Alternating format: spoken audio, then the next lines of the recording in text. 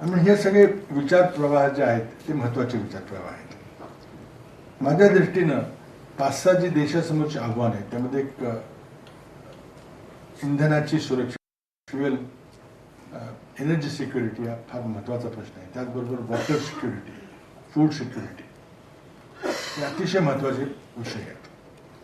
अर्थात भारताची एक महाशक्ती होण्याची जी शर्यत चाललेली आहे ती शर्यत, त्या स्पर्धेमध्ये आपण नैसर्गिक संपदेच्या जीवावर कधीही महाशक्ती होणार नाही, कारण आपल्याकडे तितकी नैसर्गिक संपदा नाही.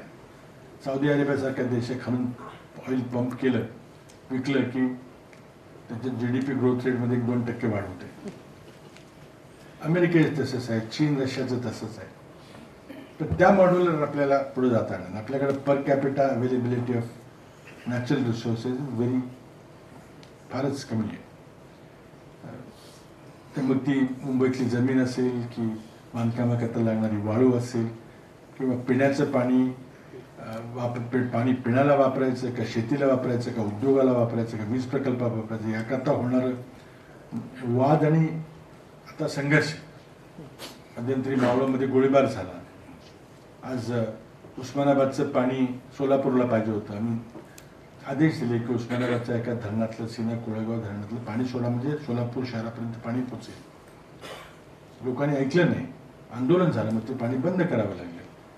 आता उस्मानाबाद शहराला पाणी पाहिजे, ते तिथलं जवळचं सगळं पाणी संपलं. तर आता सोलापूरच्या तलातून पाणी टँकर भरायला पाणी पाहिजे. आता सोलापूरकर म्हणतात आता नाही मिळणार, असा वाद व्हायला लागला. आज या दुष्काळामुळं मराठवाड्यामध्ये आज फक्त 20% पाणी साठा आहे आणि उजनीसारखा तलाव, त्यामध्ये बऱ्यापैकी पाणी आहे. पण जायकवाडीमध्ये फक्त 3% लाईफ स्टोरेज आहे. पावसाळा संपलाय. आता त्या जायकवाडीमध्ये पाणी कुठून आणायचं? तर वरच्या धरणातून काही पाणी सोडायचं का? नगर जिल्ह्याचे लोक विरोध करतात. नाशिकने का नाही सोडलं? नाशिकला सांगितलं तर मग आमचं पाणी सोडलं तर ते रस्त्यातच मरून जाईल, तिथे पोहोचताना कशाला सोडायला होता मला? अशा प्रकारचा वाद झाला. परळी औष्णिक प्रकल्प 1200 मेगावॉटचा आहे आणि त्याला जायकवाडी धरणातून पाणी दिलं जातं. तर लोकल स्टोरेज थोडंसं आहे. तिथल्या इंजिनियर्सनी मला सांगितलं की डिसेंबरच्या 1-2 आठवड्यात ते पाणी संपेल आणि तो औष्णिक प्रकल्प 1200 मेगावॉटचा बंद करावा लागेल. आता पर्याय काय? तुम्ही जायकवाडीचं पाणी सोडताच येणार नाही की तिथंच पाणी नाही. मग रेल्वेच्या वॅगनीने आपल्याला पाणी आणता येईल का? मग करा, तोही प्रयास करा. पाण्याचं हे जे अतुलने जे पुस्तकात लिहिलेलं आहे ते आपल्यासमोर यावंच असे आलेलं आहे.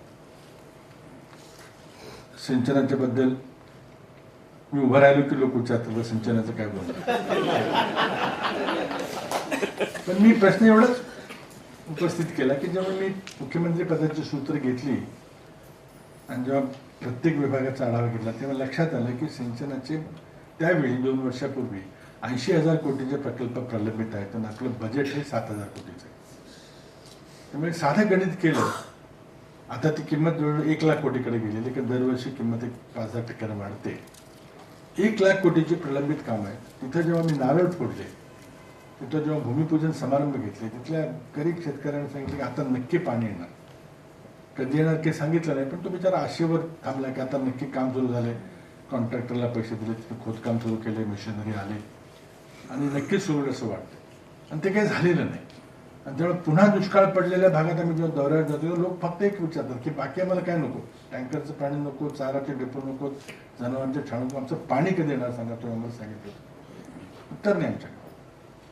आणि म्हणून आता जी चर्चा सुरू करण्याचा माझा एकमेव उद्देश असा होता की याच्या पुढच्या दृष्टीने आपली दिशा ठरवण्याकरता आपण काहीतरी गंभीर विचार केला पाहिजे. आपलं बजेट 7-8 हजाराचं काही 50-60 हजार एकदम होणार नाही का वर्षात. ते काय 6,000चं 7 होईल, 7चं 7.5 होईल. मग हे प्रकल्प पूर्ण करण्याकरता काहीतरी नवीन विचार करावा लागेल. मागं बिझनेस ॲज युज्युअल आपण जर केलं तर आपण काय करतो, तो प्रत्येकाला खुश करण्याकरता जे 3-1 हजार प्रकल्प चालू आहेत, तर प्रत्येकाला आपण थोडे 10 कोटी, 5 कोटी, 15 कोटी मध्ये तिथला कॉन्ट्रॅक्टर खुश, तिथला लोकप्रतिनिधी खुश, तिथले लोक झालं सुरू कामाचं. पण होत काय नव्हतं. 35% 37 जात होतं, 45% 50 जात होतं, पण 100कडे काही फरक नव्हतं. साधी गोष्ट आहे की आपण जर या सर्व प्रकल्पांची जर वर्गवारी केली आणि 75% पुढचे जे प्रकल्प त्याची बेरीज केली तर 80,000पैकी 16-17 हजारामध्ये 75% पुढचे प्रकल्प पूर्ण होतील असं चित्र आहे. म्हणजे 2 वर्षामध्ये ते सगळे प्रकल्प पूर्ण होतील. आता त्याकरता आपल्याकडे राजकीय इच्छाशक्ती आहे का? कारण मग जे सुरू केले होते खूप मोठा मंडप लावून नारळ फोडण्याचा कार्यक्रम घेतला, सगळं घेतला, लोकांना झालं की तुमचा प्रकल्प सुरू झाला. पण सुरू झाला तिथं फक्त 4-5%च काम झालं. त्याचं थांबवायला लागेल तरच 90%चे प्रकल्प पूर्ण होतील. पण ती राजकीय इच्छाशक्ती आपल्याला एकत्रित करता येईल का? राजकीय इच्छाशक्तीबद्दल आपण बोललं, आपण ते सोपं आहे, बोलणं सोपं आहे. आघाडीच्या युगामध्ये आणि फ्रॅक्चर्ड बँडेज ज्याला आपण म्हणतो, दिल्लीचं असेल, इथलं असेल, इतर ठिकाणचं असेल, त्यामध्ये बऱ्याच वेळेला इतके सोपे वाटणारे निर्णय घेणं फार सोपं नसतं. आणि म्हणूनच या निमित्तानं जर चर्चा झाली, एक पॉझिटिव्ह वातावरणात चर्चा झाली, तर पुढची दिशा आपल्याला ठरवता येईल. एवढाच आता माझा उद्देश होता. बरेच आमच्या वर्तमानपत्राच्या मित्रांनी खूप वेळ सोय अर्थ काढली. पण मला वाटतं की अशा प्रकारची गंभीर चर्चा करून त्यातून मार्ग काढला पाहिजे. दुसरा अशाच एकाचा गंभीर प्रश्न आहे अर्बनायझेशनचा, नागरीकरणाचा. मुंबईसारखं बेट ब्रिटिशांनी या ठिकाणी मोठी बाजारपेठ उभी केली, गिरण्या उभ्या केल्या, नोकरीच्या शोधात माणसं आणली गेली, ग्रामीण भागातून माणसांना आणलं गेलं इथं मिलमध्ये, गिरण्यामध्ये काम करण्याकरता. आणि एक हेडस्टार्ट मिळाला मुंबईला, कलकत्त्याला, चेन्नईला त्यामुळं. आणि ती आता एक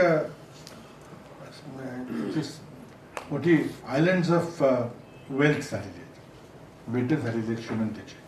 आणि त्यामुळं या एका लोहचुंबकासारखं ग्रामीण भागातील जिथं दुष्काळ पडतो, जिथं कोरडवाहू शेती आहे, तिथली माणसं मुंबईमध्ये पोटा पाण्याकरता येतात. आणि त्यामुळं नागरीकरणाचा प्रचंड मोठा लोकसंख्या वृद्धी तर होतेच आहे. आता मुंबई शहरामध्ये बेटामध्ये काही लोकसंख्या वृद्धी होत नाही का, ते शक्यच नाही आता.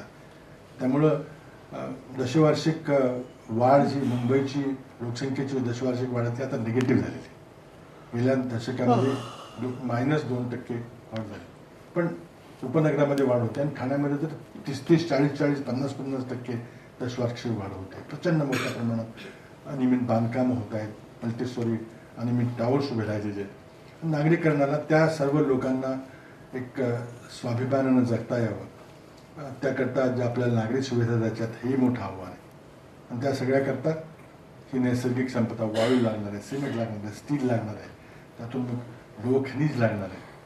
मग ते लोहखनिज काढताना मग जंगलं नष्ट होणार आहेत, वन्यजीव नष्ट होणार. हे आता पर्यावरणाचा सुवर्णमध्ये कसा साधायचा. आणि मग काही जर कडक नियम जर टाकले न विचार करता तर त्यातूनही प्रॉब्लेम होतो. आता महत्त्वाचा विषय आहे की मुंबई आपल्याला माहिती आहे की 7 बेटांना भराव करून तयार केलेले शहर आहे.